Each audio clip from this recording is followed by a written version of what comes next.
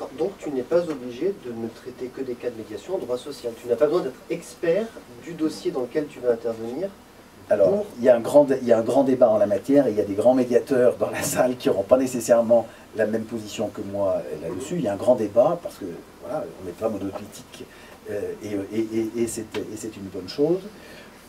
De mon point de vue, il est mieux de ne pas être spécialisé dans le champ dans le cadre duquel on conduit une médiation, pour éviter ces dérapages dont je parlais tout à l'heure. Moi, Jean-Marc Brett, avocat spécialisé en droit du travail, je suis désigné par la Chambre sociale.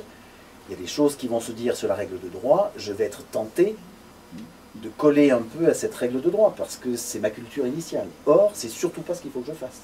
Le médiateur n'a pas à se poser la question de savoir qui a raison ou qui a tort. Ça n'a aucun intérêt.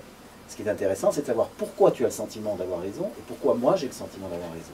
C'est-à-dire qu'on n'est pas, si tu vois un iceberg, on n'est pas au-dessus de l'iceberg, dans la partie émergée de l'iceberg qui est le litige, j'ai raison, t'as tort, j'ai raison, t'as tort.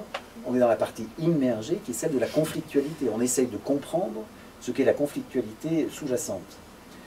Donc, le risque, si tu es spécialisé dans le domaine, c'est que tu aies non plus une posture de médiateur, mais une posture d'expert, ou une posture d'arbitre. C'est-à-dire que quand l'une des parties va sortir une horreur sur le plan juridique en matière de droit du travail, si tu connais bien le droit du travail, tu vas avoir du mal à être en connexion avec cette personne. Or, si tu me dis une horreur en matière de droit du travail, le fait que ça soit une horreur n'a aucune importance. Ce qui est important pour moi, médiateur, pour que je puisse comprendre et vous aider, c'est que je sois en connexion. Ma seule intention, c'est d'être en connexion avec toi pour comprendre ce qui se passe et qui fait que tu dis cette horreur. Mais l'horreur en soi, le fait que ça soit une aberration sur le plan juridique, n'a strictement aucune importance.